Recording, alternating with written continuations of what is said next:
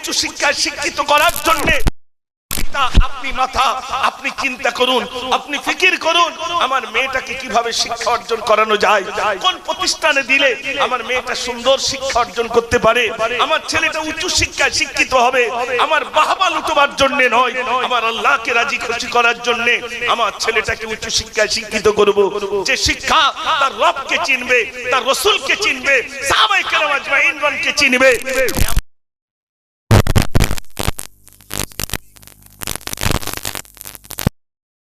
হতে পারি তাহলে আলহামদুলিল্লাহ আল্লাহর কাছে গিয়ে প্রশ্নের সম্মুখীন হলে সেদিন উত্তরটা জোরে বলে দিতে পারবো। রাগ করছেন আপনারা? মাশাআল্লাহ, এই কিছু কথা আপনাদের কাছে বলে গেলাম।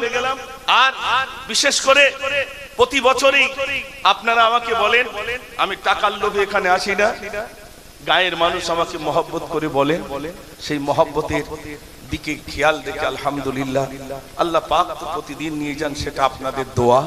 কোথায় ছিলাম, কি করতাম না করতাম, কর্মজীবন কি ছিল, কোথায় পড়ে থাকতাম না থাকতাম, আপনাদের চোখে সেগুলো ভাসছে।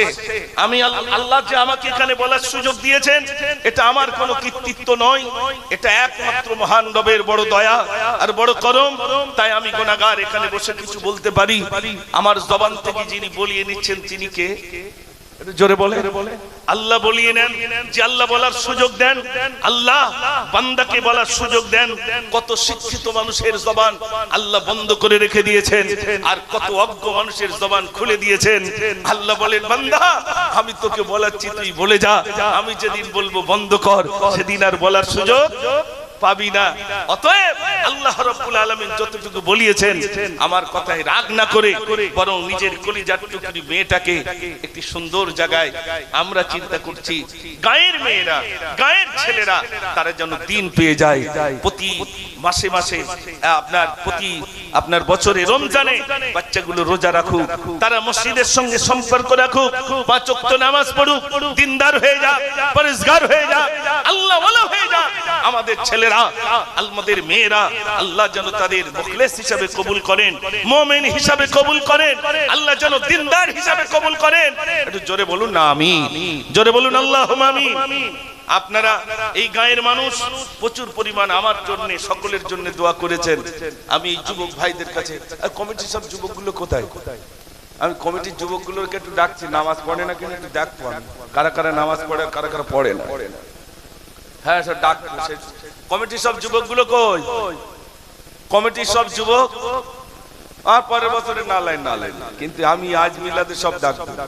কমিটির সব যুবক যারা কাজ করছে তারা বাদ দিয়ে বাকিগুলো একটু আসতে হবে, একটু তাড়াতাড়ি এসে। আর এই ফাঁকে আমি একটা প্রতিবাদী গজল শোনাবো, ওই শহীদ মিনারে গিয়ে বলতে হবে, তো এখান থেকে এক কলি বলবো। যদি মনে করেন না শুনবো তাহলে শোনাবো, আর যদি মনে করেন না শুনবো না তাহলে শোনাবো না। শুনবেন আপনারা? তাহলে একবার তাকবীর জোরে দেন, নারী তাকবীর, মাশাআল্লাহ, আরো জোরে দেন, নারী তাকবীর। এখানকার মায়েরা অনেকে, আমি যখন তখন তো সেরি পার্টি করতাম, তো সেরি পার্টি মানে সে রোজার মাসে, তো তখন আমার এখানে অনেক ডোব আছে, সে ডোব আমার চেনে, যে আমি ডিম নিয়ে মুরগি নিয়ে চলে গেছি, অনেকেই চেনে আলহামদুলিল্লাহ। এখানকার অনেক চাচি, অনেক দাদি, আল্লাহ তানাদেরকে বিদায় মানে ডেকে নিয়েছেন। আমরা দোয়া করি আল্লাহ সেই সমস্ত চাচি, সেই সমস্ত দাদির কবরটাকে জান্নাতের টুকরা বানিয়ে দিও, সবাই বলুন আমিন। আপনি প্রচুর পরিমাণ মাদ্রাসায় অর্থ দেন, আমি সকলের কাছে, আমাদের এই মইদুল ভাই বসে রয়েছেন, আমার ভাই, তানার 2 ভাই এবং তানার আব্বা, যে জায়গাগুলো আমাদের এই প্রতিষ্ঠানের জন্য দিয়ে গেছেন তা আপনারা সবাই দেখছেন। এই বিরাট দানকৃত জায়গার উপরে যে প্রতিষ্ঠান বেনে গেছে, মানুষ ইন্তেকাল হলে সেখানে কবরস্থ করা হচ্ছে। তো আমি আপনাদের ওই ভাইদের তরফ থেকে, কমিটির তরফ থেকে, গ্রামবাসীর তরফ থেকে আপনাদের দাওয়াত করে যাচ্ছি, আগামী 8 এবং 9 ফাল্গুন অন্তত এটা কলিজায় রাখবেন যে মাদ্রাসাটা আমাদের। আর আমাদের এই মাদ্রাসার হেড প্রধান শিক্ষক আলহামদুলিল্লাহ আপনাদেরই ছেলে। আমি প্রধান শিক্ষক এই জন্যই করেছি, বাড়ির পাশের লোক, আমি যদি মাদ্রাসাটা আত্মসাৎ করি, যদি খাই, এইসব লোক পরে বলে দিতে পারবে না ভাই? ওনারাই বলবে, এই দেখো ওই লোকটা হলো বিরাট খাওয়া খেত, জানো তোমরা যা দিতে না সব পা পকেটে রেখতো, বলতে পারবে না? আবার ওনারাই কিন্তু বলতে পারবেন না, বরং উনি দিতেন, নিতেন না। তাই এই সমস্ত লোকের উপরে আলহামদুলিল্লাহ আমানত। আপনারা যাবেন, আমার কাছে কোনো টাকাই থাকে না। মাদ্রাসার শিক্ষক যারা আছেন সব তানাদের হাতে। এই যে সামনে একটা হুজুর বসে রয়েছে, এনাদের সব বোর্ডিং এর দায়িত্ব, কারো বোর্ডিং এর দায়িত্ব, কারো হিসাবের দায়িত্ব, কেউ ক্যাশিয়ার, কেউ হিসাব রক্ষক, এরকম সবার পাট পাট করে ভাগ করা।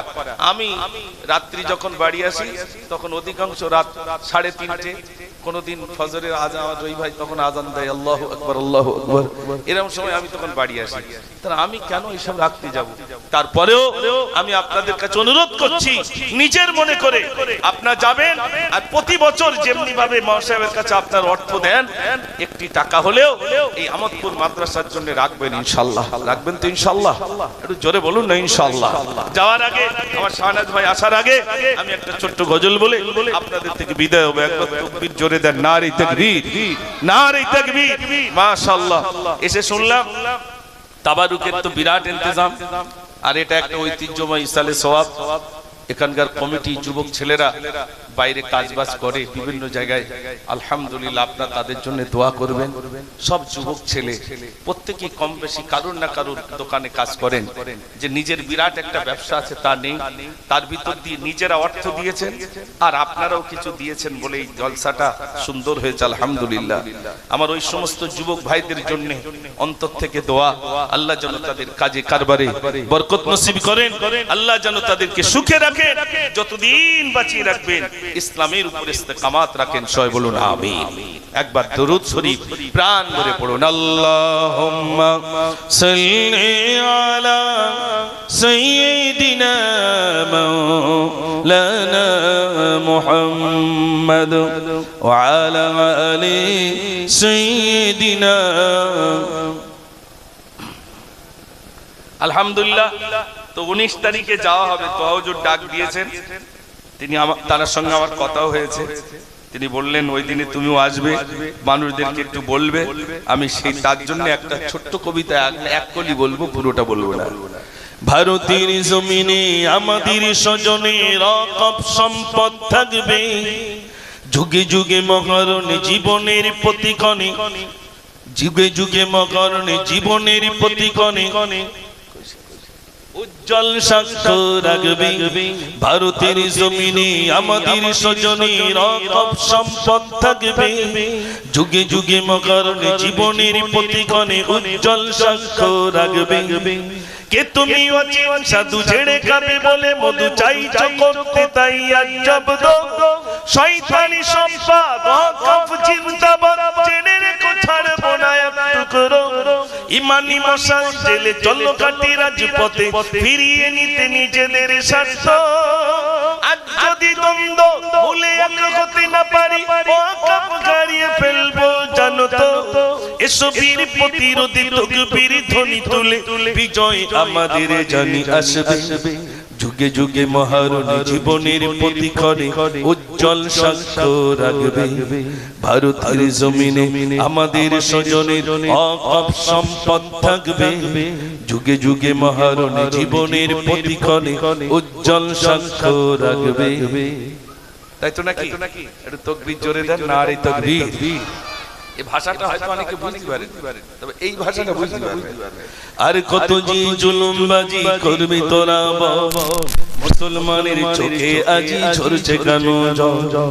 আর কত যে জুলুমবাজি করবি তোরা বল, মুসলমানের চোখে আজি ঝরছে কেন জল। ওরে এই দেশে কি মুসলমানের রক্ত দেওয়া নেই, দেশের উপর আসলে আঘাত ভুক্তি পেতে দে। আর কতদিন দেখবো এসব আইনার চলাচল, বজ্রকণ্ঠে আওয়াজ তুলে আগিয়ে তোরা চল। রুখতে চাই রুখতে চাই রুখতে চাই, কালা কানুন আইন মোরা রুখতে চাই। রুখতে চাই রুখতে চাই রুখতে চাই, কালা কানুন আইন মোরা রুখতে চাই। আপনাদের আগে মার পড়বে না, যদি পড়ে আমার উপর আগে হবে। তাহলে যদি তাই হয়, তাহলে একবার আপনার সবাই একটু আওয়াজ দেন তো দেখি, নারে তাকবীর। সবাই মিলে দেন নারে তাকবীর। আলহামদুলিল্লাহ। আমি চেষ্টা করেছিলাম ময়দানটা যেন মোটামুটি একটু ফুল হয়, কেন না আমার পরে জনাব আলহাজ হযরত মাওলানা শাহনাজ আলম সাহেব আসবে। তো এটা তো আমাদের গ্রাম বললে ভুল হবে না, পাড়া। তো সেই ভাই এসে যদি দেখে যে একদম ময়দান ফাঁকা, তাহলে দেখা যাবে এটা খারাপ লাগবে। আলহামদুলিল্লাহ যা হয়েছে, ভাই এসে আপনাদেরকে নিয়ে আলোচনা রাখতে পারবেন ইনশাআল্লাহ। ভাই আসবেন, ভাইকে অনুরোধ করছি আর আসুন। আমার যে সমস্ত ভাইরা এখানে মানে দীর্ঘক্ষণ ধরে অপেক্ষায় রয়েছেন, আমরা তো এতক্ষণ গায়ের ছেলে, যেহেতু ঘর কামড়ি ডাল বরাবর, তাই তো নাকি বাড়ির মুরগি ডালির মতো। অতএব এতক্ষণ যে ধৈর্যের পরিচয় দিয়েছেন, আলহামদুলিল্লাহ আলহামদুলিল্লাহ। সবাই একটু মহব্বতে প্রাণ ভরে আওয়াজ দিয়ে দরুদ পড়ুন। আল্লাহুম্মা মাওলানা মুহাম্মদ।